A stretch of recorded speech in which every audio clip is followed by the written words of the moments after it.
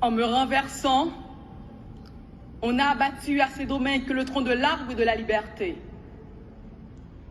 Mais il repoussera, car ses racines sont profondes et nombreuses. Les paroles prémonitoires d'un homme qui a vécu l'esclavage et qui lui a dit haut et fort, « Je suis Toussaint Louverture. Mon nom, c'est de te faire connaître jusqu'à vous. Je veux que la liberté et l'égalité règnent à ce domaine. Et je travaille à les faire exister. Dans cette quête, rien ne nuit à sa bravoure. Il est passé de l'armée française, l'armée espagnole, l'armée indigène. Il pouvait se battre dans tous les camps s'il savait que cette stratégie lui permettrait d'atteindre son but, celui de voir tous les êtres humains libres. Au carrefour de l'humanité et de l'inhumanité, il a pu apprendre à écrire et à réinventer le monde. Il est l'un des artisans de cette révolution anticolonialiste et anti-esclavagiste qui a permis à l'époque des empires la naissance de la première république noire au monde. Mais ces dernières semaines, la France a commémoré la mémoire de son empereur.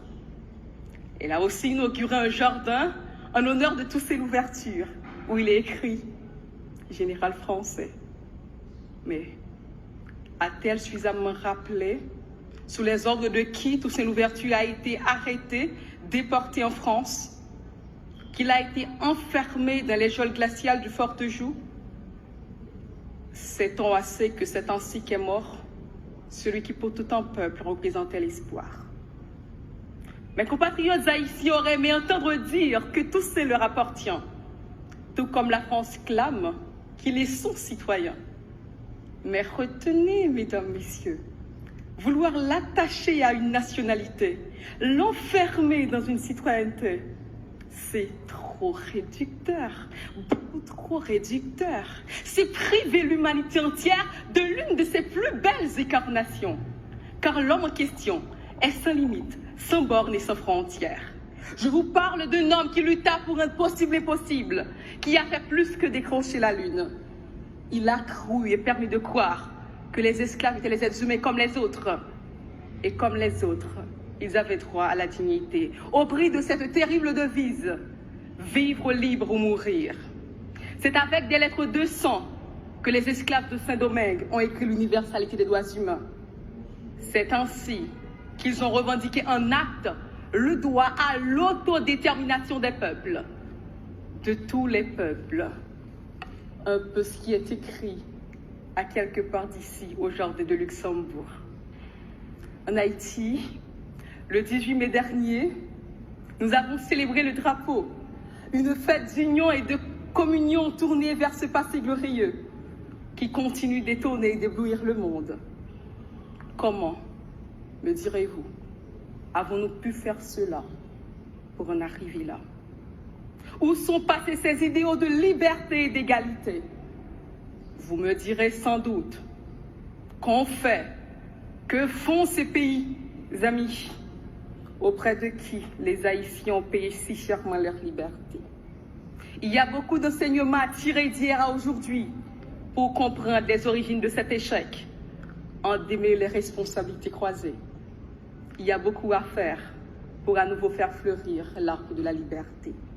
L'œuvre de Toussaint nous parle encore aujourd'hui, car chaque action consciencieuse, chaque manifestation, chaque mobilisation, chaque revendication pour le respect de la dignité et de l'intégrité humaine est imprégnée de l'idéal louverturien. Toussaint Louverture n'est pas seulement une part d'un peuple en particulier, mais du monde entier. Mesdames, Messieurs, je ne vous le ferai pas comme ces éloges funèbres qui consistent à angéliser les démons une fois morts. Je ne vous dirai pas que mon Toussaint, notre Toussaint a été un saint et qu'il n'a eu que des forces et aucune faiblesse. Au contraire, son personnage divise encore, même dans les profondeurs du nationalisme haïtien. Il a souvent été incompris et parfois incompréhensible. Il a fait des erreurs, il s'est trompé, il a compris, il s'est battu. Mais son rêve de liberté a été concrétisé avec l'ultime bataille de Vertières, le 18 novembre 1803, avec ses racines, Dessalines, Capois-la-Mort et les autres. Un exploit qui a ouvert la voie à la libération de plusieurs peuples dans le monde.